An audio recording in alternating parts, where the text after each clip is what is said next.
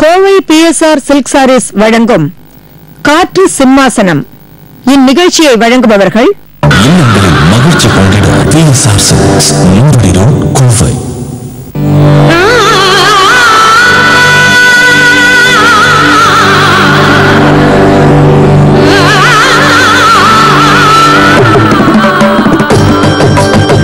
PSR silks.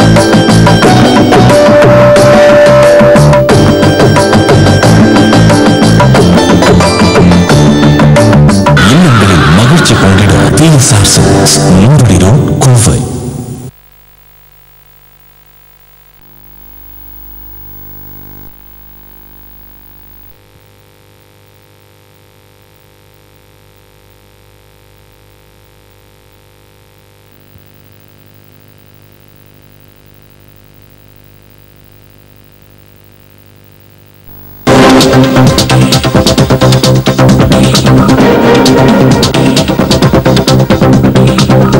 நேற்று சிம்மாசனம் அது மன்னர் சிம்மாசனம், காற்று சிம்மாசனம் இது மக்கள் சிம்மாசனம்.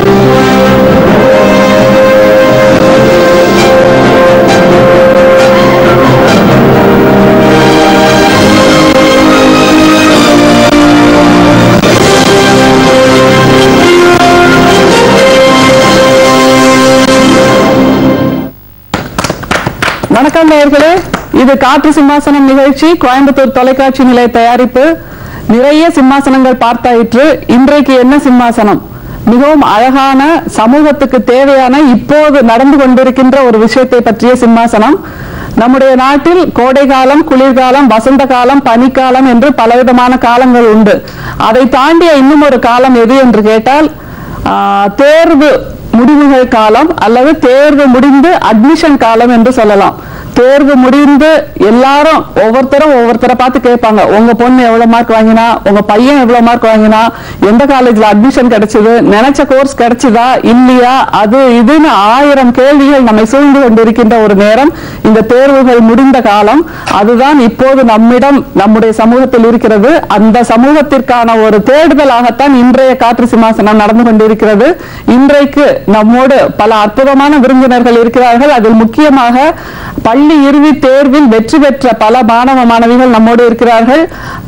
பள்ளி இறுதி தேர்வு முடித்த பின்பு என்ன மேற்கொண்டு படிப்பது என்பதை தெரிவு செய்வதற்காக வழிகாட்டி கொண்டிருக்கின்ற பல கல்வி வல்லுநர்கள் இருக்கிறார்கள். அதை தாண்டிய ஒரு முக்கிய விருந்தினர் இருக்கிறார்.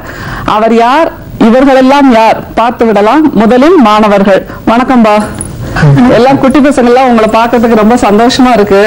ரொம்ப கண்ணெல்லாம் 2 சூரியன் மாதிரி பளபளபளன்னு வந்திருக்கீங்க. ரொம்ப சந்தோஷமா இருக்கு. என்னன்னா, நீங்க தேர்வுல வெற்றி பெற்று நல்ல மதிப்பெண்கள் பெற்று அடுத்து என்ன பண்ண போறீங்கன்ற ஒரு தேடுதலோட இருக்கீங்கல்ல. முதல்ல நீ சொல்லுப்பா, உன் பேர் என்ன? என் பேர் Manikandan. Udayampalayam corporation higher secondary ஸ்கூல்ல 12th முடிச்சிருக்கேன். 1061 மார்க்ஸ் ஸ்கோர் பண்ணிருக்கேன். 1061 மார்க். மணிகண்டன், ரொம்ப சந்தோஷம். வாழ்த்துக்கள் சொல்லாமே. நீ சொல்லுமா, உன் பேரு? நான் Durga Lakshmi, Saint Joseph's matriculation higher secondary school கோயம்புத்தூர்ல படிச்சேன். 978 மார்க்ஸ் வாங்கியிருக்கேன். வெரி குட், ரொம்ப சந்தோஷம், வாழ்த்துக்கள். உன் பேர் துர்கா லட்சுமிங்கிறதுக்கு பதிலா என்ன குயில் லட்சுமின்னு மாத்திக்கலாம். அடி குயில் கூற மாதிரி இருக்கு உன் பேர். குரல் ரொம்ப அழகா இருக்கு. உன் பேர்மா? என் பேர் காவ்யா தேவி, குறிஞ்சி மெட்ரிகுலேஷன் நாமக்கல்ல படிச்சேன். 1121 மார்க். 1121 மார்க். My goodness. உன் பேர்மா? என் பேர் நர்மதா, பாரதிய வித்யா மந்திர் ஸ்கூல் பொள்ளாச்சியில படிச்சேன். 1164 மார்க். 1164. விட்டது எவ்வளோ? 36. அடேங்கப்பா, ரொம்ப சந்தோஷம். வெயிட்டை விட அந்த மார்க்கோட வெயிட் ஜாஸ்தி இல்ல? என்ன பண்றீங்க இவ்வளவு மார்க் ஜெயிக்கிறதுக்கு? என்னதான் எழுதுறீங்கன்னு புரியவே இல்லை நிஜமாவே. 1167 மார்க் எல்லாம் நினைச்சு பார்க்க முடியாத ஒரு பெரிய சாதனை. முதல்ல வாழ்த்துக்கள் அதுக்கு. ரொம்ப சந்தோஷம். உங்களுக்கு எல்லாம் கரியர் கைடன்ஸ் கொடுக்கறதுக்காக மிகப்பெரிய விற்பனர்கள் வந்திருக்காங்க நம்மளோட. முதல்ல மனோஜ் சார், அவர் யாருன்னு தெரியுமா? எஜுகேஷன் கன்சல்டண்டா இருக்கேன். 12 வருஷமா கரியர் கைடன்ஸ் அண்ட் கவுன்சிலிங் நடத்திட்டு இருக்கேன். நான் மனிதர் சந்திர சுப்பிரமணியன், முதல்வர் GRG பல்தொழில்நுட்ப கல்லூரி, கோயம்புத்தூர். ரொம்ப சந்தோஷம். உங்களுக்கு எல்லாம் ஒரு உத்வேகம் கொடுக்கறதுக்காக தான் இந்த மாதிரி சாதனையாளர்களை நம்ம கூப்பிட்டு அறிமுகப்படுத்துறோம். சரி, இவங்களை எல்லாம் பார்த்தாச்சு. இங்க ஒரு இடம் காலியா இருக்குல்ல, இங்க யார் வர போறாங்க யோசிக்க முடியுதா? இவங்க 2 பேர் கல்வியாளர்கள். அடுத்து வரப்போறவர் ஒரு தொழிலதிபர், மிகப்பெரிய சாதனையாளர். யாருங்கிறத பார்த்துடலாம். வாங்கய்யா. ரொம்ப சந்தோஷம் நீங்க இங்க வந்திருக்கிறது. குழந்தைகளை பாத்தீங்கல்ல, சார் வந்திருக்காங்க. யாரும் பேஸ் பண்ண முடியுதா? கை தட்டுங்க முதல்ல அவருக்கு. அவர் விஜயகுமார் சார், நம்ம கோயம்புத்தூர்ல ஒரு மிகப்பெரிய நகை கடையோட உரிமையாளர். தங்க ஆபரணம் செய்கின்ற ஒரு மனிதர் என்கின்றதை விட அவர் தங்க மனசுக்கு சொந்தக்காரங்கிறதா எனக்கு ரொம்ப பிடிச்ச ஒரு விஷயம். எனவே அவர் உங்களோட கலந்துரையாடுறதுக்காக வந்திருக்காரு. ரொம்ப மகிழ்ச்சி இல்ல? இவங்களை தாண்டி அடுத்து 4 மாணவர்கள் வர போறாங்க, இளைஞர்கள். அவங்க படிச்ச தொழிலுக்கும் படிச்ச படிப்புக்கும் செய்கின்ற தொழிலுக்கும் வேறுபாடு அதிகம் இருக்கிறவங்க. எனவே நீங்க அவங்களையும் சந்திக்கலாம். சாரோட படிப்பு என்னன்னு கேளுங்க. நீங்க யாராவது 10வது ஃபெயில். ஆனா இப்போ கோயம்புத்தூர்ல உள்ள மிகப்பெரிய தொழிலதிபர் தான். அவருக்கு தன்னம்பிக்கை. நம்ம படிப்புங்கிறது ரொம்ப முக்கியம். அதுல முக்கியம் இல்லைன்னு சொல்லவே முடியாது. படிப்பை விட நம்ம செய்யக்கூடிய வேலைகள், எந்த வேலை செய்யறோம்னு நினைக்கிறோமோ அதுல முழு மனதோட செயல்படணும். ஒரு எந்த ஒர்க் எடுத்தாலும், இப்போ நீங்க +2 மார்க் இவ்வளவு மார்க் வாங்கியிருக்கீங்க அப்படின்னா முழு மனதோட செயல்பட்டதா இந்த அச்சீவ்மெண்ட் உங்களால பண்ண முடியுது. இந்த அச்சீவ்மெண்ட்டை அடுத்த வியாபாரத்திலும் வாழ்க்கையிலும் நீங்க தொடர்ந்து பின்பற்றணும்.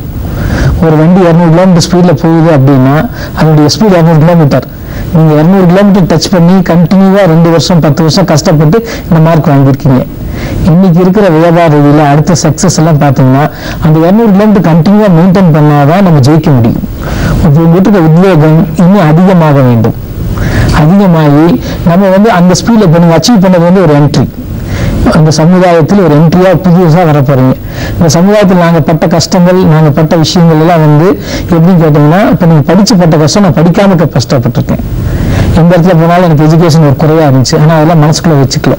நம்ம குறைய வச்சுக்காம நம்ம தைரியமா வாழ்க்கையில ஒரு அச்சீவ் பண்ணணும்.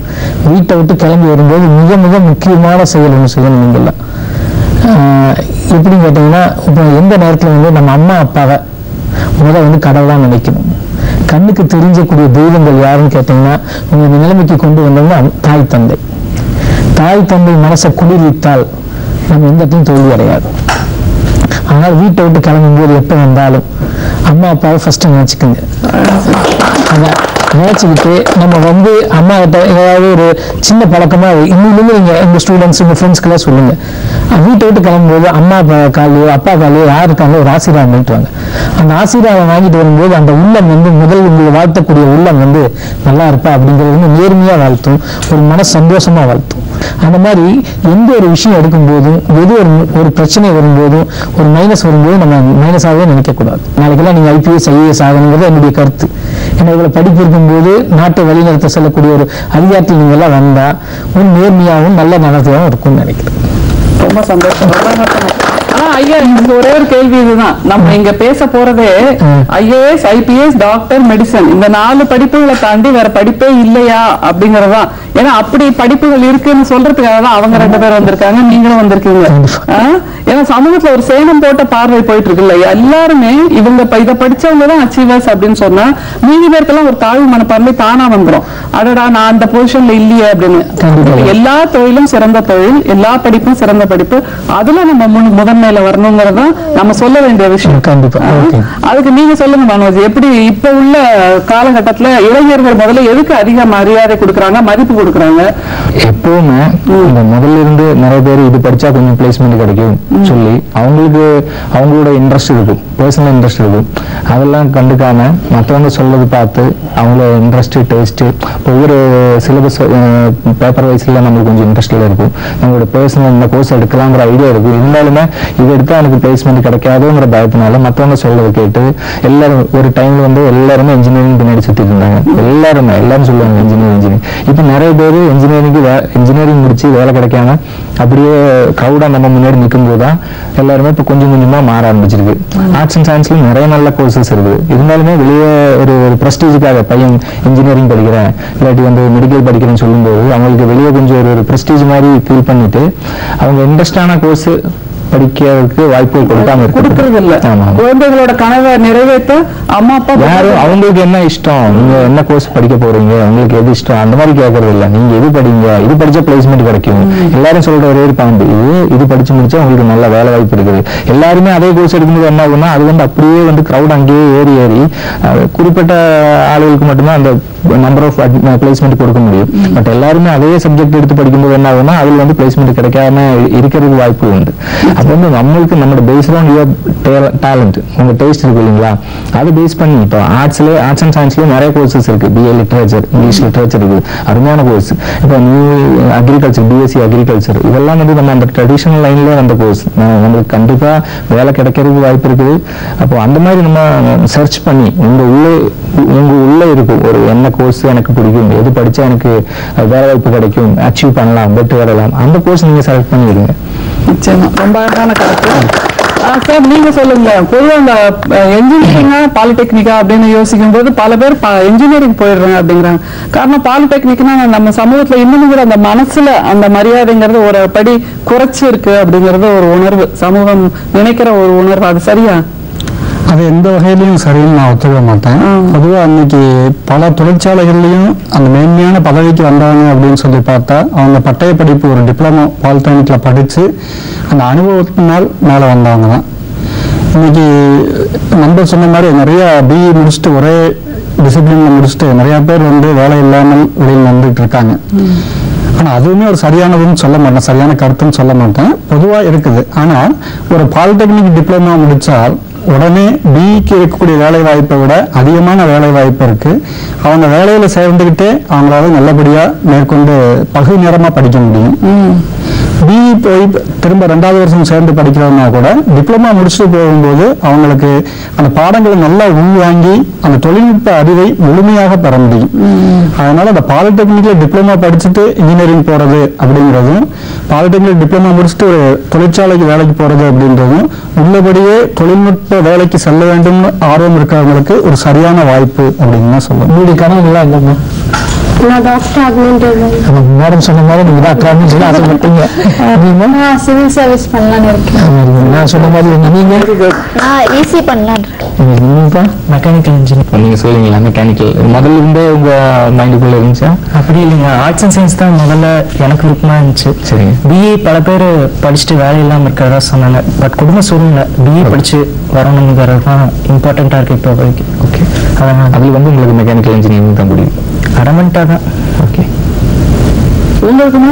நான் 12th படிக்கும் போது எனக்கு பிசிக்ஸ்ல கொஞ்சம் இன்ட்ரெஸ்ட் இருந்துச்சு, சர்க்கியூட்ஸ் எல்லாம். அதனால எனக்கு ஈஸி நல்லா இருக்கும்னு தோணுது. அது தோணுது. சரி, படிப்பை தவிர வேற கலைகள் இதுல விருப்பம் இருக்கா? டிராயிங், பெயிண்டிங் எல்லாம் நல்லா பண்ணுவேன். கம்ப்யூட்டர்ல ஏதாவது கிரியேட்டிவா ஏதாவது பண்ணவும் பிடிக்கும். உங்களுக்குமா? டிராயிங் நல்லா டிராயிங். சரி, இந்த படிப்பை தேர்ந்தெடுக்கணும், நீங்க டாக்டர் ஆகணும்னு விரும்புறீங்க. உங்க குடும்பத்துல யாராவது மருத்துவரா அப்படி யாரும் இருக்காங்களா? எப்படி இந்த கனவு உங்களுக்கு வந்தது? சின்ன வயசுல இருந்தே இதே கனவு தான், டாக்டர் ஆகணும், அது மட்டும் தான் படிக்கணும்னு. வேற எதுவும் வெரி குட்.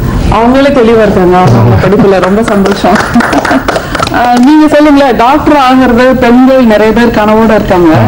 ஆனா அது ஒரு லாங் டியூரேஷன் அப்படின்றதுனால சமூகம் பக்கத்துல வீட்டுல இருக்கிறவங்க எல்லாருமே என்ன சொல்லுவாங்க, எதுக்கு நீ பெண் குழந்தைக்கு இந்த படிப்பை தேர்ந்தெடுத்து கொடுக்குற? ஏன்னா 5 வருஷம் படிச்சுட்டு திரும்ப ஹவுஸ் சர்ஜன் படிச்சுட்டு திரும்ப ஏதாவது ஹையர் ஸ்டடிஸ் படிக்கணும் அப்படிங்கிற ஒரு கட்டுப்பாடு நிறைய பெண்களுக்கு விதிக்கப்படுது.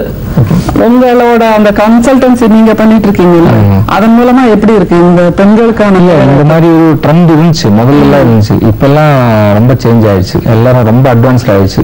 இப்போ யாருமே இந்த MBBS முடிச்சதுக்கு அப்புறம் எல்லாருமே ஹையர் எஜுகேஷன் போறாங்க. முதல்ல எல்லாருமே MBBS முடிச்சு அப்புறம் ப்ராக்டிஸ் பண்றதுக்கு வேற எங்கேயாவது பிரைவேட் இல்லாட்டி வேலைக்கு போற மாதிரி தான் இருந்துச்சு. எல்லாருமே அந்த ஹையர் எஜுகேஷன் இல்லைங்களா, அது முடிச்சு ஒவ்வொரு ஸ்பெஷலைசேஷன் செலக்ட் பண்ணிட்டு அதுல ஹையர் எஜுகேஷன் போற மாதிரி தான் இருக்குது. அது யாரும் அந்த மாதிரி கம்பல்ஷன் அந்த மாதிரி ஒன்றும் சொல்றது இல்லை, ரெஸ்ட்ரிக்ஷன்ஸ் ஒன்றுமே சொல்றது இல்லை. இல்ல இப்போதைக்கு இல்லை, முதல்ல இருந்துச்சு ஆனா இப்போதைக்கு இல்லை. சார் நீங்க சொல்லுங்களேன், பாலிடெக்னிக்ல படிக்கிறதுக்கு பெண்கள் அதிகமா வராங்களா இல்ல ஆண்கள் அதிகமா வராங்களா? பெண்கள் இப்போ வர்றாங்க, 40% பெண்கள் வர்றாங்க. அவங்களும் ஆண்களுக்கு சரிநிகர் சமானமா வந்துட்டு மெக்கானிக்கல் இன்ஜினியரிங் அவங்க படிக்கிறாங்க. இயந்திரவியல் துறையை பொறுத்த வரைக்கும் அவருடைய சதவீதம் குறைவா இருக்கு. மற்ற துறைகள்ல அவங்களுடைய பங்களிப்பு மிக அதிகமாகவே இருக்கு.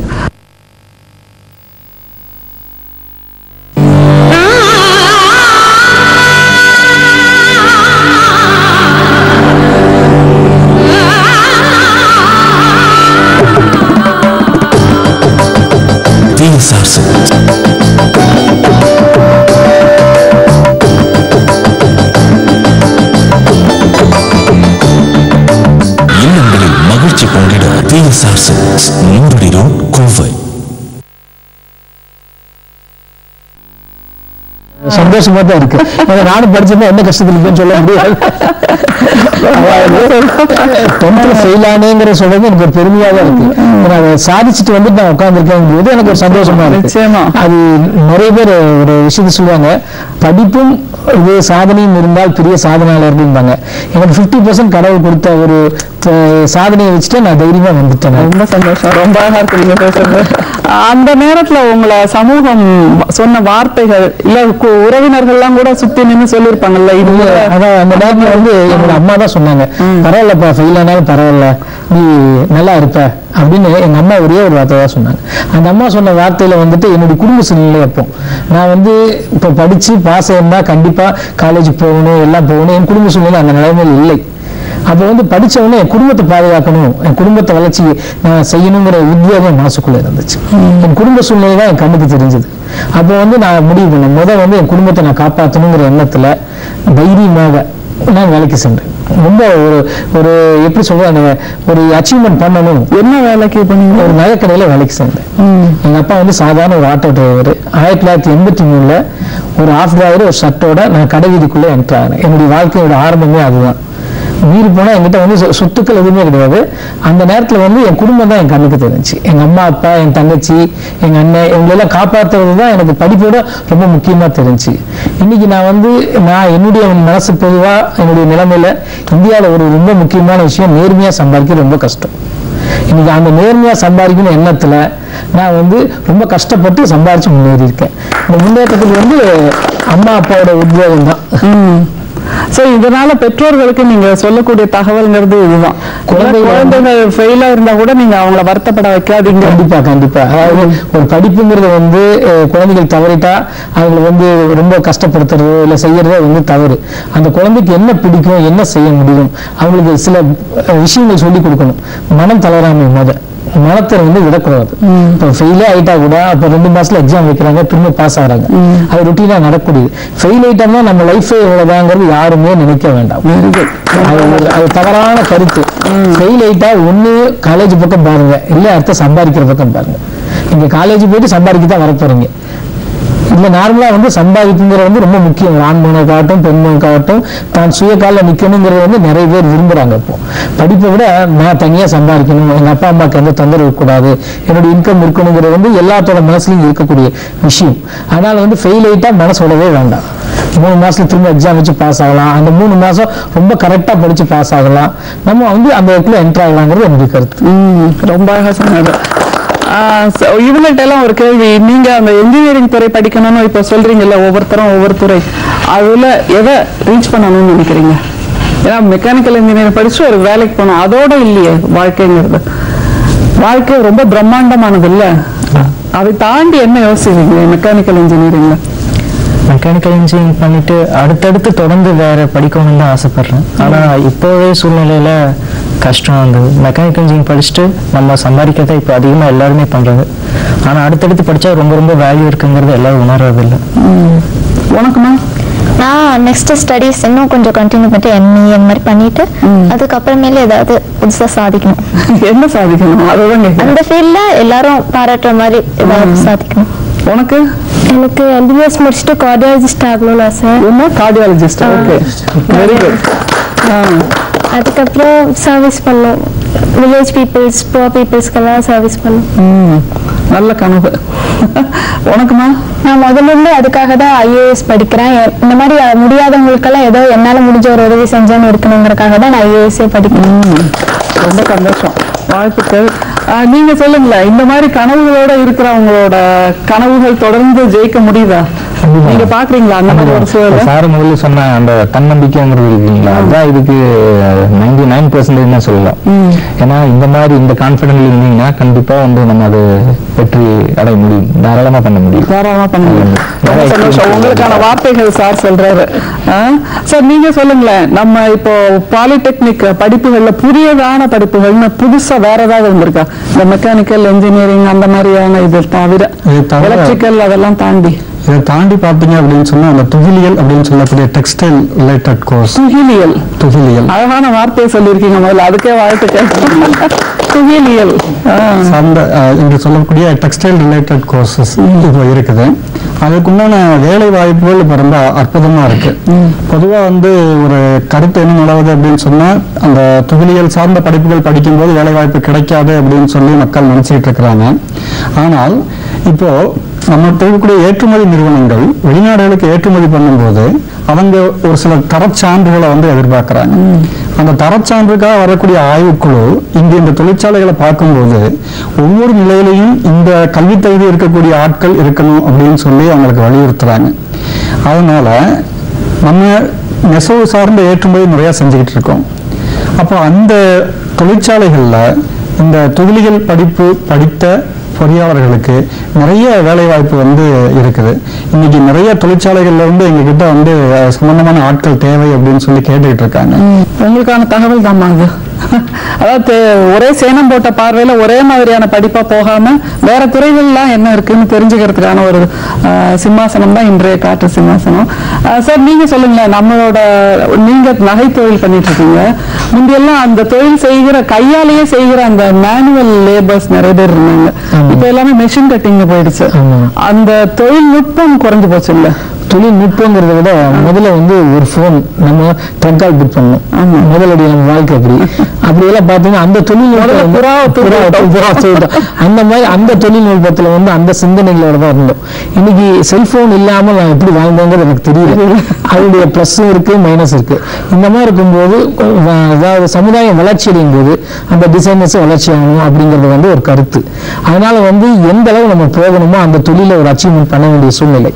ஆனா பழைய நகைகள் செஞ்ச தொழிலாளர்களுடைய ஒரு டிசைன் அந்த ஒரு வழிமுறை தான் இன்னைக்கு நாங்க பின்பற்றி கொண்டிருக்கோம். இதற்கான பெண்களும் படிக்கிறாங்களா? இந்த ரொம்ப முக்கியம் என்னன்னு கேட்டீங்கன்னா அத்தனை டிசைன்ஸ் பண்றது பெண்கள் தான். யாருக்குமே தெரியாத விஷயம். அதே மாதிரி டிசைனர் கோர்ஸ் அப்படிங்கறதே இருக்கு. தங்கத்துல வந்து நிறைய பேருக்கு டிசைனர் கோர்ஸ் இருக்கிறதே தெரியாது. கோல்டு அப்ரைசர் கோர்ஸ் இருக்கு. ஒரு பேங்க்ல வேலைக்கு சேரணும் அப்படின்னா இன்னைக்கு ரொம்ப ரொம்ப கஷ்டமான விஷயம். நீங்க 10th படிச்சுட்டோ +1 படிச்சுட்டோ +2 படிச்சுட்டோ கோல்டு அப்ரைசர் கோர்ஸ் நீங்க எடுத்தீங்கன்னா எந்த நேஷனலைஸ் பேங்க்ல வேணாலும் நீங்க போய் சேரலாம். உங்களுக்கு அது பெரிய பேங்க்குள்ள என்ட்ரு ஆகிறது, இன்னைக்கு ஒரு ஜாப் என்ட்ரு ஆகுது எவ்வளவு பெரிய கஷ்டங்கள். நீங்க சார் தெரியுமா சார், கோல்டு அப்ரைசர் கோர்ஸ் இந்த மாதிரி இப்ப சார் சொன்னதுல எனக்கு ஒரு சின்ன திங்கிங் வருது.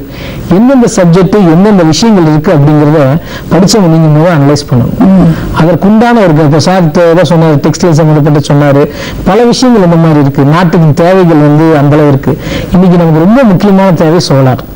அந்த சோலார் சப்ஜெக்ட் படிச்சா இன்னும் ரொம்ப நல்லா எஃபெக்டிவா இருக்கு. நம்முடைய இந்தியாவே ஒரு நல்லசா மாறணும் அப்படின்னா சோலாரை வந்து நல்லா உள்ள புகுத்தணுங்கிறது என்னுடைய ஒப்பீனியன்.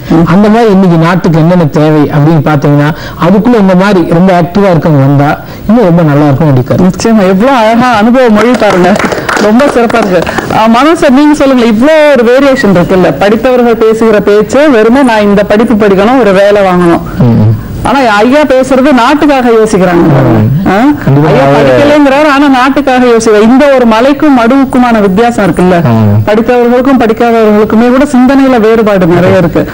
நீங்க எப்படி உணர்றீங்க? இப்போ உண்மையிலே ஒரு எக்ஸ்பீரியன்ஸ் நான் பாராட்டுறேன். ஏன்னா நான் ஒரு ஃபீல்டுக்குள்ளே இருந்துதான் இந்த மாதிரி குறிப்பிட்ட விஷயங்கள் நம்மளுக்கு தெரியும். சார் வந்து 10th வரைக்கும் தான் படிச்சிருக்கேன்னு சொல்றாரு. இருந்தாலுமே கரெக்டா வந்து எந்தெந்த விஷயங்கள் எடுக்கணுங்கிற மாதிரி இது கைடன்ஸ் கொடுக்குறாங்க. சோலார் ரிலேட்டட் ஏதோ கோர்ஸ் பண்றோம், இல்லாட்டி வந்து அந்த ஜுவல்லரி ரிலேட்டட் கோர்ஸ் அது படிச்சா என்னென்ன பிளேஸ்மெண்ட்டுக்கு எவ்வளவு சப்போர்ட் கிடைக்குங்கிறது அவர் சொல்றது வந்து அந்த எக்ஸ்பீரியன்ஸ் பேஸ் பண்ணித்தான் இல்லைங்களா. அப்ப நீங்க வந்து அதே மாதிரி நீங்க எடுத்து படிக்க போறனா அந்த விஷயம் இருக்கு இல்லைங்களா, அதுல வந்து பிளேஸ்மெண்ட் கிடைக்கிற விஷயம், உங்களுக்கு பிடிச்ச விஷயம் அதை எடுத்து பண்ணீங்கன்னா உங்களுக்கு அந்த லைன்ல உங்களுக்கு ரொம்ப அச்சீவ் பண்ண முடியும். நிச்சயமா. சோலார் என்ஜினியரிங் அப்படின்னு ஒரு புது படிப்பு ஏதாவது இருக்கா நம்ம நாட்டுல? நல்லா இருக்கு அந்த வார்த்தையை, சோலார் என்ஜினியரிங். மரபுசாரா எரிசக்தி அப்படின்னு சொல்லுவாங்க. வழக்கமா மரபு சார்ந்த அப்படின்னு சொன்னோம்னா அது வந்து நான் கன்வென்ஷனல் எனர்ஜி சோர்சஸ், நிலக்கரியில இருந்து எடுக்கக்கூடிய தெர்மல் எனர்ஜி, வாட்டர் சோர்சஸ்ல எடுக்கக்கூடிய ஹைட்ரல் எனர்ஜி, நியூக்ளியர் எனர்ஜி, இதை தாண்டி இயற்கையில் அபரிவிதமா கிடைக்கக்கூடிய இந்த சூரிய சக்தி, காற்று சக்தி, இதை பயன்படுத்தி மின்னாற்றலை தயாரிக்கக்கூடியது, மற்ற ஆற்றலா அதை உபயோகப்படுத்துறது, இதுதான் ஐயா சொல்ல வர்றாரு. அதுக்கு நல்ல ஒரு எதிர்காலம் வந்து இருக்குது. இந்தியாவை பொறுத்த வரைக்கும் பார்த்தோம் அப்படின்னு சொன்னால் அதை ஒரு ஸ்டடி பண்ணியிருக்கிறாங்க. வேர்ல்ட்ல வந்து 2nd largest wind power potential வந்து இந்தியாவில் இருக்குது அப்படின்னு சொல்லி கண்டுபிடிச்சிருக்காங்க. நிறைய காற்றாலைகளும் வந்து வருது. அதுல நீங்க இன்னும் நல்லாவே படிக்கலாம். இன்னொன்று என்ன சொல்ல விருப்பப்படுறேன் அப்படின்னா, இந்த பொறியியல் துறைக்கு வரணும் அப்படின்னு விருப்பப்படுறவங்களுக்கு இந்த மண் சார்ந்து நாம யோசிக்கணும். இப்போ ஒரு மெக்கானிக்கல் இன்ஜினியரிங்கே எடுத்தாலும் இந்த மண்ணுக்கு இங்க இருக்கக்கூடிய விவசாயிகளுடைய வேலையை எளிதாக்குறதுக்கு நம்மளால என்ன செய்ய முடியும். சிவில் அப்படின்னு சொல்லி வந்தீங்க அப்படின்னு சொன்னால், நம்முடைய முன்னோர்கள் எந்த கட்டுமானத்துறையை உபயோகப்படுத்தினார்கள். உதாரணத்துக்கு நம்மாழ்வார் ஐயா எங்ககிட்ட அவங்க சொல்லுவார், தாஜ்மஹால்ல பாத்தீங்க அப்படின்னு சொன்னா அதுல இரும்பு கிடையாது, சிமெண்ட் கிடையாது, அதை கட்டும்போது எந்த இடத்துலயும் மின்சாரம் உபயோகப்படுத்தல. இந்த 3 இல்லாம ஒரு சிவில் இன்ஜினியரால இன்னைக்கு கட்டடம் கட்ட முடியுமா அப்படின்னு சொல்லி கேட்பாரு. அது ஏன் முடியல அப்படின்னா, நம்ம அந்த பழக்கத்துல இருந்து வந்துட்டோம். இவர் சொன்ன மாதிரி இந்த மிஷின்ல எல்லாரும் செய்யும் போது நம்ம அதை விட்டு விலகி இருக்கணும் ஏன் அப்படின்னு சொல்லி யோசிக்கிறோம். வருங்காலத்துல நீங்க உங்களுடைய ப்ராஜெக்டுகளை மேற்கொள்ளும் பொழுது இந்த மண்ணில என்ன இருக்கு, நம்மளுடைய முன்னோர்கள் என்ன வச்சிருந்தாங்க அப்படிங்கிறத யோசிச்சு அதை வச்சு நீங்க தொழில்நுட்ப அறிவை வளர்த்து இதுக்கு சேவை செஞ்சீங்க அப்படின்னு சொன்னா நிச்சயமா ஒரு பெரிய வெற்றி உங்களால இந்த நாட்டுக்கு காத்திருக்குது. எவ்வளவு அழகா சொன்னாங்க. திங்க் பண்ணணுங்கிறது இதுதான். சார் உங்களை மோட்டிவேட் பண்றாரு, யோசிங்க அப்படின்ற. வெறுமே நான் இந்த இன்ஜினியரிங் படிக்க போறேன், இதை படிக்க போறேன், அதை தாண்டி நீங்க என்ன பண்ண போறீங்கிறதா என்னோட கேள்வியா இருந்தது. அதுக்குள்ள இவ்வளவு புதஞ்சிருக்கு பாருங்க. இந்த நிகழ்ச்சி மூலமா உங்களுக்கான அந்த அறிவு கண்கள் திறக்கப்பட்டிருக்குன்னா அதுதான் எங்க நிகழ்ச்சியோட வெற்றின்னு நான் நினைக்கிறேன். இப்போதுதான் படித்து முடித்து நல்ல மதிப்பெண்கள் பெற்ற மாணவிகளை சந்தித்தோம். இப்போது நம்மோடு 4 இளைஞர்கள் படித்துக் கொண்டிருக்கிறார்கள், அல்லது படித்த படிப்புக்கு சம்பந்தம் இல்லாமல் வேற வேற செஞ்சிட்டு இருக்கீங்க இல்ல? சொல்லுங்கப்பா, உங்க பேர் என்ன? என் பேர் சரவணகுமார், அவினாஷில இருந்து வரேன். பிஷப் பப்பாசன் காலேஜ்ல பிஎட் பண்ணிட்டு இருக்கேன். பிஎட் பண்றீங்க? வருங்காலத்துல நல்ல டீச்சர் வரணும்னு ஆசைப்படுறேன். நிஜமாவா? இல்ல வேற ஏதாவது கோர்ஸ் கிடைக்காம அந்த பிஎட்ல போய் சேர்ந்தீங்களா? அப்பாவோட ஆசை, ஆம்பிஷன். அப்பாவோட ஆசை, உங்களோட ஆசை? என்னோட ஆம்பிஷன் கூட டீச்சர் ஆகணும், அப்படி 4 பேருக்கு உதவணும் அப்படின்ட்டு அதனால சூஸ் பண்ணேன். டீச்சர் ஆகணும்ன்ற கனவு இருக்கிற ஒருத்தரை சந்திக்கிறது ரொம்ப ஆச்சரியமா இருக்கு. ஏன்னா இப்ப எல்லாருமே அந்த தொழில்நுட்ப படிப்பு படித்து அந்த கேரட்டுக்கு பின்னாடி ஓடுற குதிரை மாதிரி பணத்துக்கு பின்னாடி ஓடிட்டு இருக்கப்ப நீங்க டீச்சர் ஆகணும்னு சொல்றது ரொம்ப சந்தோஷமா இருக்கு. இது மாதிரி மனமார்ந்த வாழ்த்து கேட்பேன். தம்பி நீங்க? என் பேரு கார்த்திக், நானும் பிஷப் பப்பாசன் காலேஜ்ல பிஎட் படிக்கிறேன். எனக்கு ஆசிரியர் பணிங்கிறது எனக்கு ரொம்ப ரொம்ப பிடிச்ச பணி. அதுலதான் நான் செய்வேன், அதுலதான் முடிப்பேங்கிற ஒரு நம்பிக்கையோட நான் இப்ப டீச்சிங் பண்ணிட்டு இருக்கேன். நம்ம ஆசிரியர்களுக்கெல்லாம் ஆசிரியரா இருந்த ராதாகிருஷ்ணன் ஐயா இருந்தா நிச்சயமா உங்களை பார்த்து ரொம்ப சந்தோஷப்படுவார். வாழ்த்துக்கள். தம்பி நீங்க? என் பேர் எம்பி சபரிஷ், திருப்பூர்ல இருந்து வரேன். குமரூர் காலேஜ் ஆஃப் டெக்னாலஜில பிஏ ஏரோநாட்டிக்கல் பண்ணிட்டு இருக்கேன். என்னோட எய்ம் படிச்சு முடிச்சுட்டு ஒரு ஐஏஎஸ் ஐபிஎஸ் பண்ணுங்கிற ஒரு எய்ம் வச்சுட்டு சிவில் சர்வீசஸ்ல கொஞ்சம் இன்ட்ரெஸ்ட் இருக்காங்க. அப்புறம் ஏன் ஏரோநாட்டிக்கல் எடுத்தீங்க? அது ஃபேமிலி ஏதாவது ஒரு சேஃபான சைட்ல இருக்கணும்னு சொல்லிட்டு ஒரு பிஏ ஏரோநாட்டிக்கல். நான் உனக்கு என்ன பிடிக்குதுன்னாங்க, நான் டிஃப்ரெண்டா படிக்கணும்னு ஆசைப்பட்டேன் அப்படின்னா. ஆக்சுவலா நான் ஸ்போர்ட்ஸ் சைட்ல தான் ரொம்ப இன்ட்ரெஸ்டா இருந்தேன். +2 முடிக்கிற வரைக்கும் ஸ்டேட் வாலிபால் பிளேயரா இருந்தாங்க. அதை முடிச்சுட்டு என்னோட எய்ம் ஒரு ரயில்வேஸ்லயோ இல்ல ஐஓபிலயோ ஒரு அப்பாயின்மெண்ட் பிளேயர் ஆகணும் என்னோட எய்ம். அதை முடிச்சிட்ட அப்புறம் ஏதோ ஒரு டிகிரியில அதுக்கப்புறம் சிவில் சர்வீஸ் என்னால எப்போ முடியலையோ அப்போ நான் போய் ஜாயின் பண்ணிட்டு இருந்தேன்.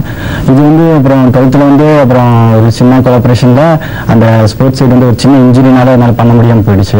அதுக்கப்புறம் நான் திரும்ப என்னோட எய்ம் விட்டு கொடுக்கூடாதுன்னு சொல்லிட்டு ஏதோ ஒரு சேஃப் சைட்ல பண்ணிக்கோ அப்படின்னு நாங்கள் வீட்டில் சரின்னு ஒரு பிஏ ஆரம்பிக்கிறதுக்குலாம் எடுத்துட்டாங்க. பரவாயில்ல, வித்தியாசமான ஒரு கதை இல்லை அவருக்கு. தம்பி நீங்க? என் பேர் மனோஜ்குமார், சிங்கம்லேருந்து வரேன். நான் படிச்சு டிப்ளமோ படித்தேன். இன்ஜினியரிங் பண்ணிட்டு இருக்கேன் ஐடியில். அதெல்லாம் இப்போ ஒர்க் பண்ணிட்டு இருக்கேன். ஜிஎஸ் இன்ஜினியராக இருக்கேன். என்ன டிப்ளமோ படிச்சீங்க? எலக்ட்ரானிக்ஸ் படித்தேன். இப்போ பண்ற வேலை இப்போ அது வேற ஜிஎஸ் இன்ஜினியர்னு சொல்லிட்டு ஒரு அந்த படிச்ச படிப்புக்கு சம்மந்தம் இல்லை. நான் ஒர்க் பண்ணிட்டு இருக்கேன். பவர் ஸ்டடிஸ் பண்ணிட்டு இருக்கேன். Very good sir. நீங்க சொல்லுங்க, படிச்ச டிப்ளமா படிச்சிருக்காரு, ஆனா இப்போ வேலை வாய்ப்பு மாறி போய் பண்றாருல்ல, சோ இதுக்கு என்ன பதில் உங்கள்கிட்ட? ஏன் டிப்ளமா படிச்சு அது சார்ந்த படிப்பு தானே, ஏன் அவருக்கு வேலை கிடைக்காம போயிடுச்சு? சரியானபடி முயற்சி செஞ்சிருக்க மாட்டாரு அப்படின்னு நீங்க சொல்லுங்க, பண்ணீங்களா இல்லையா?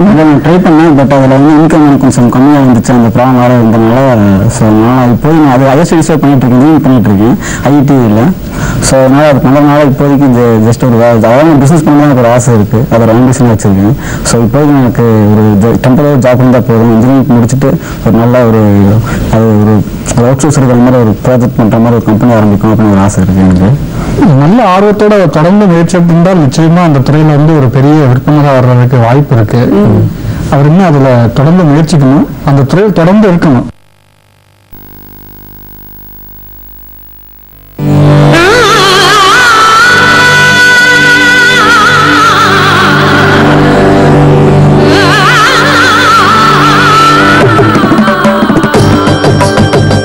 TSR Silks.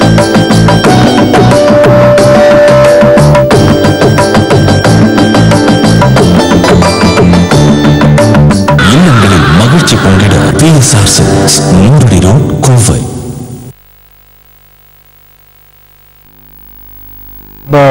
பிடிச்ச விஷயம் எலக்ட்ரானிக்ஸ் எனக்கு பிடிச்ச விஷயம் தான். அடுத்த அதே விஷயம் எலக்ட்ரானிக்ஸ் தான் பண்ணிட்டு இருக்கேன். இப்போ பண்ணிட்டு இருக்கு. அதில் அட்வர்டைஸ்மெண்ட் போகிற அதில் வேலை பண்ணுற மாதிரி முடிச்சுன்னா அதான் போகணும் ஆசை. வேணும் அதான் பண்ணணும் அப்படின்னு ஒரு இது இருக்குது. அதை விட சேலரி வேற ஏதோ ஃபீல்டில் கிடச்சுன்னா நீங்கள் விட்டு போடுவீங்களா? அது தெரியல. நம்ம எல்லாருமே மொபைல் ஃபோன் நிறைய உபயோகப்படுத்துறோம். அந்த மொபைல்ல இருக்கக்கூடிய இந்த சின்ன சின்ன அப்ளிகேஷன்ஸ் டெவலப் பண்றதுக்கு மட்டும் அந்த கோவை வட்டாரத்துல 125 சிறு சிறு தொழிற்சாலைகள் இருக்குது அப்படிங்க. அப்போ உங்களுக்கு நிறைய அதுக்குமான வேலை வாய்ப்புகள் இருக்குது. நீங்க தொடர்ந்து அதிலே இருந்து உங்களுடைய அறிவை வளர்த்துக்கிட்டு முயற்சி செய்வீங்க. நிச்சயமா நீங்க தகவல் தொடர்புல ஒரு பெரிய நிபுணரா வருவீங்க. ஐயா நீங்க சொல்லுங்களேன், இவங்க எல்லாம் இப்ப உள்ள இளைஞர்கள் அவங்க எடுக்கும் போதே இன்னொருக்கு ஜம்ப் பண்ணிடுறாங்க. ஒரு துறையில கொஞ்சமாவது ஆழங்கால் படுறதுங்கிறது முக்கியம் இல்ல, அது இல்லாம அடுத்தது போயிட்டே இருக்காங்க. அதாவது இப்போ இந்த நான் இளைஞர்களை பார்த்தா அவங்க மோட்டிவ் என்னன்னு தோணுதுன்னா, எந்த துறையிலாவது ஜெயிக்கணுங்கிற எண்ணத்தில் இருக்கீங்க, எந்த துறையிலாவது எப்படியாவது ஜெயிக்கணுங்கிற எண்ணத்தில் இருக்கீங்க. ஆனால் வந்துட்டு நீங்க பார்ட் டைம் ஜாப் பண்ணி ஜெயிக்கிறீங்க. இது பண்ணும்போது இந்த இடத்துல உங்க தன்னம்பிக்கை அதிகமாக இருக்குதுன்னு நான் நினைக்கிறேன். வாழ்க்கையில வந்து முன்னுக்கு வரக்கூடிய தன்னம்பிக்கை உங்கள் மனதில் அதிகமாக இருக்கிறது. இது வந்து ஒரு விதத்துல பாராட்டணும், ஒரு விதத்துல வந்து பயமாகவும் இருக்கும். அந்த பயத்தை வந்து எப்படி சொல்றது அப்படின்னா, நீங்க என்ன முடிவு எடுக்கிறதுனால பல முறை யோசிங்க. வாழ்க்கையில ஒரு விஷயத்தை செய்யும் போது பல முறை யோசிக்கணும். ஒரு இந்த துறைக்கு போறோம் அப்படிங்கும்போது அதோட பிளஸ் மைனஸ் மினிமம் ஒரு வாரம் யோசிக்கணும். யோசித்ததுக்கு அப்புறம் அந்த துறையை பற்றி திரும்ப யோசிக்கவே கூடாது. அந்த யோசிப்பு, ஒரு திறமை, ஒரு முடிவு. அந்த முடிவு எடுத்ததுக்கப்புறம் அந்த முடிவை திரும்பி பார்க்க மாட்டேன் ரஜினி சொல்லுவார்ல, நான் ஒரு முறை முடிவு எடுத்தேன் அந்த மாதிரி இல்லை. இந்த மனசுக்குள்ள உழைத்து படித்து முன்னுக்கு வர வேண்டும் என்று நீங்க இருக்கிறீர்களே, இதை வரவேற்கிறேன். உழைத்து படித்து முன்னுக்கு வர வேண்டும். மனோஜ் நீங்க சொல்லுங்களேன், இவங்க எல்லாருமே அவங்க 2 பேரும் டீச்சர் ஆகணும்னு ஆசைப்பட்டு படிக்கிறாங்க. நீங்க பொறியியல் அந்த கலை கல்லூரிகள்ல பிளேஸ்மெண்ட் பாக்குறீங்க, படிக்கிறதுக்கு வர்ற மாணவர்களையும் பாக்குறீங்க. இந்த மாதிரி ஆசிரியர் படிப்புக்கு நமக்கு ஆர்வம் இருக்கா? எல்லாருமே மற்ற ஃபீல்டு பின்னாடி போயிட்டு இருக்காங்க. மாதிரி டீச்சிங் அவங்களும் ரொம்ப இன்ட்ரெஸ்ட் எடுத்து அந்த ஃபீல்டுக்கு வந்திருக்காங்க. நல்ல வேலை வாய்ப்பு இருக்கிற ஃபீல்டு தான் அது. இவங்க வந்து இப்போ அந்த பிஎட் எம்எட் படிக்கிறாங்க. இதோட ஆன்லைன்ல இருக்கக்கூடிய வேலை வாய்ப்புகள் பற்றியும் நீங்க வந்து தெரிஞ்சுக்கிடணும். வெளிநாட்டில் இருக்கக்கூடியெல்லாம் அவங்களுடைய குழந்தைகளுக்கு உண்டான கல்வியை நம்ம இந்திய ஆசிரியர்கள் மூலமா ஒரு சில வெப்சைட் மூலமா கொடுத்துக்கிட்டு இருக்கிறாங்க. அதுல நீங்க பகுதி நேரமா வந்து வேலை செஞ்சாலே நல்ல பொருளீட்ட முடியும். நீங்க படிக்கும்போதே அது பொருளீட்டலாம். அதுல தொடர்ந்து ஈடுபாட்டோட இருக்கும்போது அந்த மொழி அறிவை வளர்த்து கொள்ளும் போது உங்களுக்கு ஒரு பிரகாசமான ஒரு எதிர்காலம் காத்திருக்குது அப்படின்னு தான் சொல்லணும். சார் இப்போ ஒரு கேள்வி, ஒரு இப்போ பிஏ ஏரோநாட்டிக்கல் படிக்கிறேன் அப்படிங்கிறாங்க. இப்போ நீங்கள் பிஸ்னஸ் பண்ணி முன்னுக்கு வந்திருக்கீங்க, படிச்சு முன்னுக்கு வராங்க.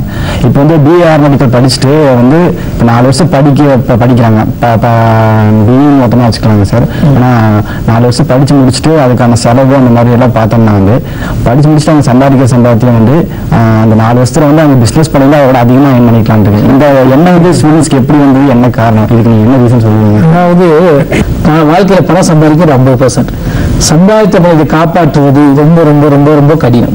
இந்த நிலைமைக்கு வரும்போது நான் ஒரு 10,000 ரூபாய் சம்பாதிச்சேன்னா அதை காப்பாற்றுறது எவ்வளவு பெரிய கஷ்டம். அப்போ வந்து படிப்பு அந்த இடத்துல உதவி புரியுது. நீங்க படிச்சுட்டு வரும்போது ஒரு திங்க் பண்ணுவீங்க, இவரை நம்பலாமா இவரை நம்பக்கூடாதா அப்படி. அந்த படிப்பு என்கிட்ட குறையுது. அது வந்து அந்த பிராக்டிக்கலா படிச்சு முடிச்சு வரும்போது நீங்க படிக்கிறதே வந்து சம்பாதிக்க பணத்தை காப்பாற்றுவது இப்படிங்கிறத முதல் படிக்கிறீங்க. இப்போ சார் சொன்னார் இல்லைங்க, நான் ஏதாவது முடிவு பண்ணி ஏதோ ஒரு அச்சீவ் பண்ணிடுவேன் அப்படிங்கும்போது அந்த எண்ணம் வருது. அது மாதிரி நீங்க வந்து 4 வருஷம் கழிச்சு படிச்சாலும் சரி, ஒரு வியாபாரம் இப்போ நான் பிராக்டிக்கலா திங்க் பண்ணா சார் நான் படிக்கவே இல்லை வியாபாரத்துக்கு போறேன் அப்படி பண்றேன் அப்படிங்கிறவங்க மோட்டிவ் இருக்காங்க. அதுல வர்றது என்னை பொறுத்த வரைக்கும் கரெக்ட். படிச்சுட்டு வியாபாரத்துக்கு வர்றேங்கிறவங்க வந்து அதெல்லாம் தவறு இல்லை. படித்த பணத்தையும் சமுதாயத்தையும் பாதுகாப்பதை அவங்களால அனலைஸ் பண்ண முடியும்.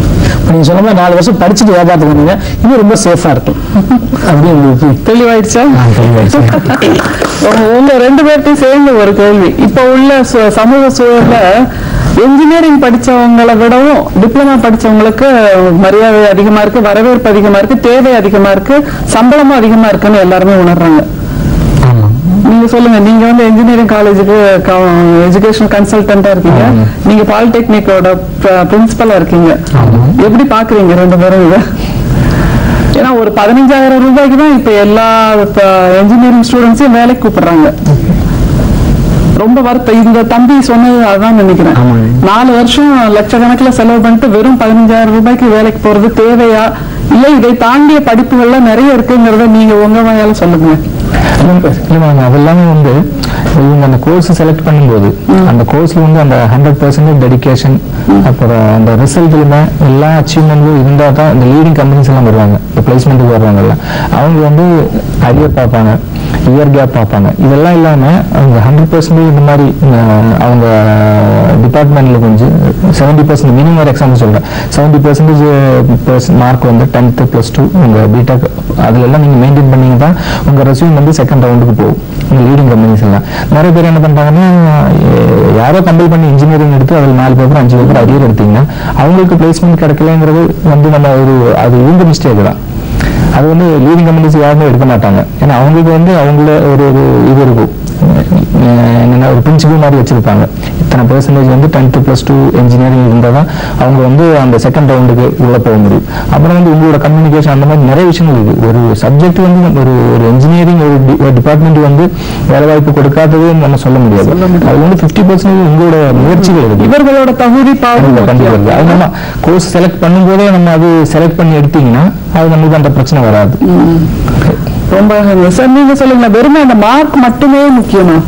ஒரு மாணவன் ஜெயிச்சு போறதுக்கு மார்க் மட்டுமே முக்கியம் இல்ல, அதை தாண்டி அந்த கம்யூனிகேட்டிவ் ஸ்கில்ஸ், சமூகத்தை புரிந்து கொண்ட அந்த நிலைமை, அதெல்லாமே முக்கியம் தானே. நிச்சயமா இப்போ உள்ள மாணவர்கள்ட்ட அந்த புரிந்துணர்வு இருக்கா? நிச்சயமா அது தேவைதான். அந்த மார்க் மதிப்பெண் அப்படின்றது வந்து அந்த நேர்முக தேர்வுக்கு அழைப்பு பெறுவதற்குண்டான ஒரு அடிப்படை தகுதி. அதை தாண்டி அவர்கள் எவ்வளவு தூரம் அந்த நேர்முக தேர்வுல வந்து ஜெயிக்கிறாங்க அப்படிங்கிறது தான். நீங்க முதல்ல கேட்ட கேள்விக்கு இன்னொரு சின்ன விளக்கம் சொல்லுங்க. நம்முடைய மத்திய மனிதவள மேம்பாட்டுத்துறை நேஷனல் வொகேஷனல் குவாலிட்டி எஜுகேஷன் ஃப்ரேம்வொர்க்னு ஒரு பாலிசி இப்போ ரிலீஸ் பண்ணியிருக்காங்க.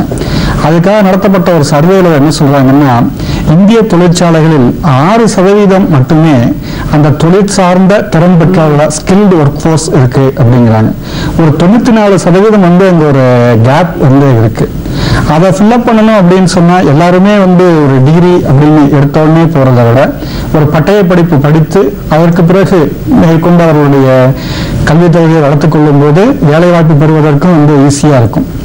அப்புறம் இன்னொரு கருத்தையும் நான் இந்த இடத்துல சொல்லணும் அப்படின்னு விருப்பப்படுறேன். இந்த பிஇ முடிச்சவங்க எல்லாருமே இந்த பன்னாட்டு கம்பெனிகள்ல தான் வேலைக்கு போகணும் அப்படிங்கிறது எதுவுமே கிடையாது. ஏன் அவங்களுக்கு பின்னாடியே நம்ம வந்து போகணும்? கம்யூனிகேஷன் ஸ்கில் அப்படின்னு சொன்னா அந்த ஆங்கிலம் அப்படின்னு தான் பாக்குறாங்க. ஆங்கிலம் அப்படின்றது ஒரு மொழி தான், அது உங்களுடைய அறிவு கிடையாது. தாய்மொழியில கூட சரியா பேச தெரியாதவங்க நிறைய பேர் இருக்காங்க, அது அவமானமா தெரியாது. ஆனா ஆங்கிலம் பேச தெரியலைங்கிறது மிகப்பெரிய அவமானமா நினைக்கிறாங்க. அது இந்த இளைய சமுதாயம் அதை பற்றி நிறைய கவலைப்பட வேண்டாம். நான் முதல்லயே கேட்டுக்கிட்ட மாதிரி நம்மளுடைய மண் சார்ந்து யோசித்து இந்த சமுதாயத்திற்கு நம்மளால என்ன செய்ய முடியும் அப்படின்னு சொல்லி பார்க்கணும். கடந்த ஒரு 3 மாதங்களுக்கு முன்பு இந்த பொறியியல் கல்லூரிகளுக்கு நடுவில் ஒரு போட்டி இந்திய அளவில் அவர்களுடைய கண்டுபிடிப்புகளை கொண்டு வந்து வச்சிருந்தாங்க. அது நடுவராக இருக்கக்கூடிய ஒரு வாய்ப்பு எனக்கு கிடைச்சது. 2 நாட்கள்ல ஒரு 1000கணக்கான மாடல் கொண்டு வந்து காட்டினாங்க. நிறைய பணம் செலவு பண்ணிலாம் கொண்டு வந்திருந்தாங்க. பூனேயிலிருந்து இயந்திரவியல் படித்த ஒரு மாணவன் 2 சைக்கிள் டயர், சில பல் சக்கரங்களை வச்சு ஒரு 1200 ரூபாய் செலவுல ஒரு ப்ராஜெக்ட் கொண்டு வந்திருந்தார். என்ன அப்படின்னா, வெங்காயத்தை வந்து மண்ணில இருந்து பிடுங்கி எடுத்து கட் பண்றதுக்கு உதவக்கூடிய ஒரு இயந்திரம். அதுல எந்த பெட்ரோல் இன்ஜினோ டீசல் இன்ஜினோ எலக்ட்ரிக்கல் இன்ஜினோ எதுவுமே கிடையாது.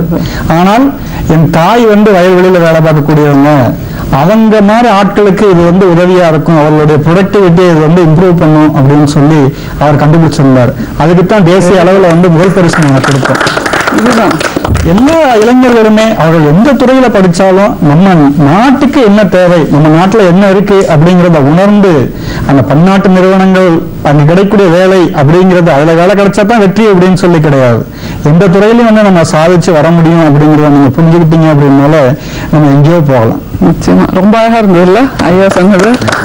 நீங்க 4 பேரும் அவங்கள்ட்ட ஏதாவது கேளுங்க, உங்களோட சந்தேகங்கள். இந்த 3 பேருமே ஜெயித்தவர்கள், சாதனையாளர்கள், சமூகத்துக்கு தங்களுடைய பங்களிப்பாக நிறைய திருப்பி கொடுத்துட்டு இருக்காங்க. அவங்கள்ட்ட இருந்து நீங்க என்ன பெறணும்னு நினைக்கிறீங்க? இல்லைங்க, எனக்கு ஒரே ஒரு சந்தேகம் தான். எந்த துறையிலையும் ஜெயிச்சு வரலாம் அப்படின்னு நீங்க சொல்றீங்க. ஒரு காலத்துல ஆசிரியர் பணிங்கிறது இந்த துறையா ஆசிரியர்களை பார்த்தா கையெடுத்து வணங்குவாங்க, படிச்சவங்களா இருந்தாலும் சரி படிக்காதவங்களா இருந்தாலும் சரி. ஆனா இப்ப இந்த சுச்சுவேஷன்ல பாத்தீங்கன்னா, நான் இப்ப டீச்சிங் படிச்சுட்டு இருக்கேன் அப்படின்னா, டீச்சிங் படிக்கிறீங்க, ஏன் வேற ப்ரொஃபஷனல் எதுவும் கிடைக்கலையா, ஏன் டீச்சிங் படிக்கிறீங்க, இன்ஜினியரிங் படிக்கலாமே, டாக்டர் படிக்கலாமே அப்படின்னு கேக்குறாங்க. ஏன் அப்ப இருந்த ஒரு மவுஸ் இப்ப ஏன் ஆசிரியர் பணிக்கு இல்லாம போச்சு? நீங்க MBBS படிச்சா கூட உங்களை நீயே இன்ஜினியரிங் எடுக்கலாமா, இன்ஜினியரிங் எடுத்தா நீ வேற ஏதாவது எடுத்துருக்கலாம். சமூகத்துக்கு வேலையே மற்றவர்களை பத்தி கருத்து சொல்லிக்கிட்டே இருக்கிறது தான். அந்த சந்தேகம் எனக்கு இன்னுமே தெரியல. இப்போ நீங்க பேசும்போது நான் என்ன சொன்னேன், கொஞ்ச நேரத்துக்கு முன்னாடி என்ன சொன்னேன், நான் படிச்ச ஸ்கூல்ல கையெழுத்து கும்பிடுறேன்னு சொன்னேன், உட்கார்ந்த இடத்த போய் பாக்குறேன்னு சொன்னேன், என்னுடைய வாத்தியாரை நான் எப்படி பாக்குறேன்னு சொன்னேன். இதுதான் உங்களுடைய கிரெடிட். அது நல்லா பண்ணுங்க. நான் ஃபெயிலான மாணவன் எனக்கே இந்த உணர்ச்சி இருக்கும்போது பாஸ் ஆன உங்களுக்கு எல்லாம் எப்படி இருக்கும்? எல்லாத்துக்கும் அப்படி இருந்துட்டா எங்க அதாவது நீங்க நினைக்கிறீங்க வாத்தியார் படிப்பு தான் அப்படிங்கிறது. சமூகங்கிறது நமக்கு வெளியே போனோம்னா கிடைக்கக்கூடிய மரியாதை, நம்ம உள்ளத்துக்குள்ள இருக்கிறது நம்ம அச்சீவ்மெண்ட்.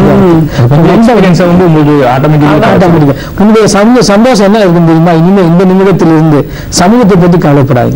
வாத்தியாராக இருந்து நான் எவ்வளவு பேர்த்தை சாதிக்க வைக்க முடியும், இந்த இந்திய அரசுக்கு நம்ம நாட்டுக்கு எவ்வளவு பேர்த்துக்கு நான் கொடுக்க முடியும் அப்படிங்கிற எண்ணம் அந்த மனசுல எடுத்துருங்க.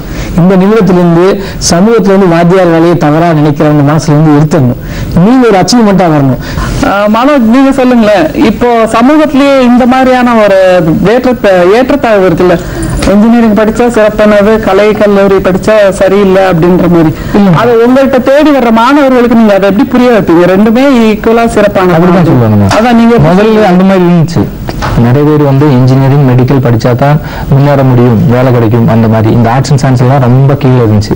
இப்போ அந்த மாற்றங்கள் வந்தாச்சு. ஏன்னா ஒவ்வொருத்தரோட அந்த இன்ட்ரெஸ்ட் இருக்குங்களா, அப்புறம் எது எந்த ஃபீல்டு நம்மளே செலக்ட் பார்ப்போம். நீங்க எல்லாம் முதல்ல செலக்ட் பண்ணிருக்கீங்க, எந்த ஃபீல்டு எடுத்து போனா உங்களுக்கு வெற்றி அடைய முடியும், அந்த மாதிரி உங்களுக்கு அந்த ஆப்பர்ச்சுனிட்டிஸ் இருக்குது. முதல்ல எப்படின்னா வேற யாரும் உங்களை கண்ட்ரோல் பண்ணி அந்த கோர்ஸ் எடுங்க இந்த கோர்ஸ் எடுங்கன்னு சொல்லுவாங்க. இப்போ அப்படி இல்லை. இப்போ ஸ்டூடெண்ட்ஸே +1 +2 படிக்கிறவங்களுக்கு கிளியர் அவங்க இங்க இருந்து எது வரைக்கும் போகணும். இப்போ நீங்க +2 முடிச்சு டிகிரி முடிச்சு அப்புறம் அதோட MTech PhD அது எல்லாமே அவங்களே இப்போ கொஞ்சம் முன்னாடி நம்ம பேசுறவங்க கிளியரா ப்ரிப்பேர் பண்ணி வச்சிருக்காங்க. முதல்ல அந்த மாதிரி இல்லை. அப்ப அதனால இப்போ நம்மளுக்கு அந்த மாதிரி எந்த பிரச்சனையும் கிடையாது. எங்க எல்லாமே அந்த ஈக்குவல் லெவல் தான். எல்லாத்துலயுமே பிளேஸ்மெண்ட் வாய்ப்பு இருக்குது. இன்ஜினியரிங் படிச்சா மட்டும்தான், இல்லாட்டி மெடிக்கல் படிச்சா மட்டும்தான், அந்த மாதிரி ஒண்ணுமே கிடையாது. மாணவர்களுக்கு ஏதாவது ஒரு செய்தி? மாணவர்களை பொறுத்த வரைக்கும் நீங்க எந்த துறையை தேர்ந்தெடுத்து படிக்கிறீங்களோ அதை விரும்பி படிங்க, விருப்பத்தோட படிங்க. விருப்பம் இல்லாமல் பெற்றோருடைய கட்டாயம் என்று நினைக்காதீங்க. அந்த துறையில இஷ்டப்பட்டு கஷ்டப்படும் போது நிச்சயமா ஒரு மாபெரும் வெற்றி உங்களுக்கு காத்துக்கிட்டு இருக்கு. மனோஜ், நீங்க பெற்றோர்களுக்கு ஒரு செய்தி சொல்லுங்க. நான் ஆரம்பத்திலே சார் சொன்னாரு, இந்த மாதிரி 10th ஃபெயிலான அந்த சிச்சுவேஷன்ல நகர் அவங்கள அது அந்த சங்கடப்படாம இருக்கிறதுக்காக கொஞ்சம் சப்போர்ட் பண்ணாங்க மாதிரி. இப்போ அட் ப்ரெசென்ட் பாத்தீங்கன்னா நியூஸ் பேப்பர் எல்லாம் படிக்கும்போது இந்த +2 ஃபெயில் ஆனவங்க அது மூலமா சூசைட் பண்றவங்க நிறைய பேர் இருக்காங்க. நம்ம முன்னாடி நம்ம இதெல்லாம் பார்த்துட்டு தான் இருக்கு. அப்போ இந்த சைடுல இருந்து இப்போ ஏதோ ஒரு விஷயத்துக்கு கொஞ்சம் மார்க் கம்மியாகி இப்போ நடந்துட்டு இருக்கிறதா மெயின் ப்ராப்ளம் இதாக இருக்கும். இப்போ ரீசெண்டாக +2 ரிசல்ட் வந்தாச்சு. எல்லாருமே எக்ஸ்பெக்டேஷன்ல இருந்திருக்கும். பிசிக்ஸ் கெமிஸ்ட்ரி பயாலஜி இல்லாட்டி பிசிக்ஸ் கெமிஸ்ட்ரி மேத்ஸ்ல 100% மார்க் வாங்கணும், 10% வாங்கணும். ஆனால் பையன் 2 மார்க் இல்லாட்டி 10 மார்க் கம்மியாக எடுத்திருப்பேன். எல்லாருமே அவங்க மேல ப்ரெஷர் கொடுத்துருக்கோம். ஏன் நீ அப்படி வாங்கல இப்படி வாங்கல, அதனால அங்க சீட்டு கிடைக்கல இங்க சீட்டு கிடைக்கல. என்ன மார்க் கிடைச்சிருக்குமோ எப்படி இருந்தாலும் நல்ல மார்க் தான். அவங்களுக்கு ஒரு சப்போர்ட் கொடுத்து அவங்களுக்கு என்ன கோர்ஸ் அந்த மார்க் பேஸ் பண்ணி எதுலையுமே எல்லா ஃபீல்டுமே வேலை வாய்ப்பு இருக்குன்னு சார் சொன்னாங்க. அப்போ அவங்களுக்கு அந்த மார்க் கிடைச்ச மார்க்ல அவங்க என்ன கோர்ஸ் செலக்ட் பண்ணலாம் அந்த மாதிரி ஒரு சப்போர்ட் அவங்க சைட்ல இருந்து கொடுத்தா அது அவங்க வின் பண்றதுக்கு லைஃப் வின் பண்றதுக்கு ரொம்ப நல்லா இருக்கும். வாழ்க்கையை ஜெயிக்கிறதுக்கு பெற்றோர்கள் உதவும். ஐயா, நீங்க சமூகத்துக்கு ஒரு செய்தி சொல்லுங்க. சமூகத்திற்கு ஒரு செய்தி சொல்லணும்னா, நம்ம எப்பவுமே மோட்டிவ் நாடு நல்லா இருக்கும்னு நினைக்கணும். நாட்டினுடைய தேவைகள் நம்ம மனசுக்குள்ள கண்ணில் இருக்கணும். நான் இந்த நிலைமைக்கு வர்றோம் அப்படின்னா நாட்டுக்கு நம்ம ஏதாவது செஞ்சோம்னா அந்த நாடு வளர்ச்சி வந்து தொடர்ந்து நம்மளும் வளர்ச்சி அடையுங்கிற எங்கள் கருத்து. இப்போ நீங்கள் டீச்சர் படிக்கிறீங்க, வாத்தியார் படிக்கிறீங்க. ஒரு ஸ்டூடெண்ட் சொன்னார், நான் படிக்கிறதுக்கு என்னால் வசதி இல்லைங்கிறாரு. அந்த வசதி இல்லை அப்படிங்கிற ஸ்டூடெண்ட்டுக்கு நம்ம தைரியமா நீ படிப்பா, நான் உனக்கு டொனேட் பண்றேன், அந்த டொனேஷன் நீ ஒருத்தர் படிக்க வை. எனக்கு திருப்பி கொடுக்காத. ஒரு சமுதாயத்துல வந்து படிப்பு குறைவா இருக்கவங்களுக்கோ வசதி குறைவா இருக்கவங்களுக்கோ நம்ம தைரியமா உதவி பண்ணி அவங்க பணம் நமக்கு திருப்பி கொடுக்க கூடாது, அவங்க அந்த மாதிரி இருக்க ஒரு ஸ்டூடெண்ட்டை டெவலப் பண்ணணும். இது மாதிரி பண்ணும்போது ரொம்ப நல்லா நம்ம சமுதாயமும் சரி நாடும் சரி நல்லா முன்னேறும். நிச்சயமா ரொம்ப அழகான கருத்து.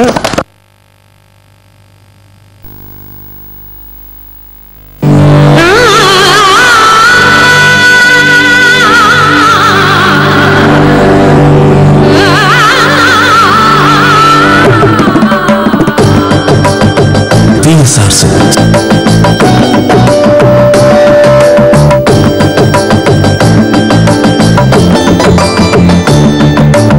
இல்லங்களில் மகிழ்ச்சி பொங்கிட TSR Silks, மூன்றடி ரோட், கோவை. சுவையா நிறைய தெளிவுகள் நிறைய விளக்கங்கள் எல்லாம் கிடைச்சது. இன்றைக்கு ரொம்ப சுவாரஸ்யமான ஒரு விஷயம் என்னன்னா 2 சர்ப்ரைஸ், 2 ஆச்சரியங்கள். ஒண்ணு, இன்னைக்கு பேசினவர்கள்ட்ட யார் மிகச் சிறப்பாக பேசினார்கள் என்பதை தாண்டி யாருக்கு அந்த பரிசு சென்று சேர வேண்டுமோ அவரை நம்முடைய விஜயகுமார் சார் தேர்ந்தெடுத்து நம்முடைய விளம்பரதாரர்கள் அளிக்கின்ற ஒரு கிஃப்ட் வவுச்சரை பரிசாக கொடுக்க போகிறோம். இன்றைய காற்று சிம்மாசனத்திலிருந்து இந்த பரிசுகள் வழங்கப்படும். நேரிலே நம்முடைய விளம்பரதாரர்கள் கொடுக்கின்ற ஒரு பரிசினை கிஃப்ட் வவுச்சர் ஐயாவே இப்போ எந்த மாணவருக்குங்கிறத தேர்ந்தெடுத்து கொடுப்பார். நீங்களே கொடுங்க சார். நீங்க படிப்புக்கு வந்து எந்த உதவி வேணாலும் என்ன நாடலாம். உங்க படிச்சு உங்க வாழ்க்கையில என்ன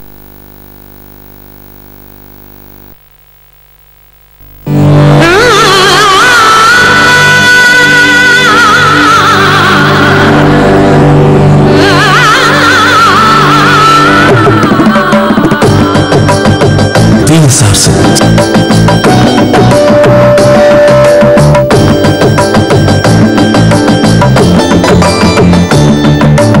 இல்லங்களில் மகிழ்ச்சி பொங்கிட TSR Silks, மூன்றடி ரோட், கோவை.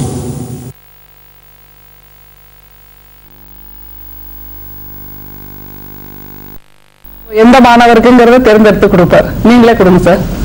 நீங்க படிப்புக்கு வந்து எந்த உதவி வேணாலும் என்ன நாடலாம். உங்க படிச்சு உங்க வாழ்க்கையில என்னென்ன படிப்புக்கு தேவையோ நான் முழு உதவி பண்றேன். ரொம்ப சந்தோஷம்.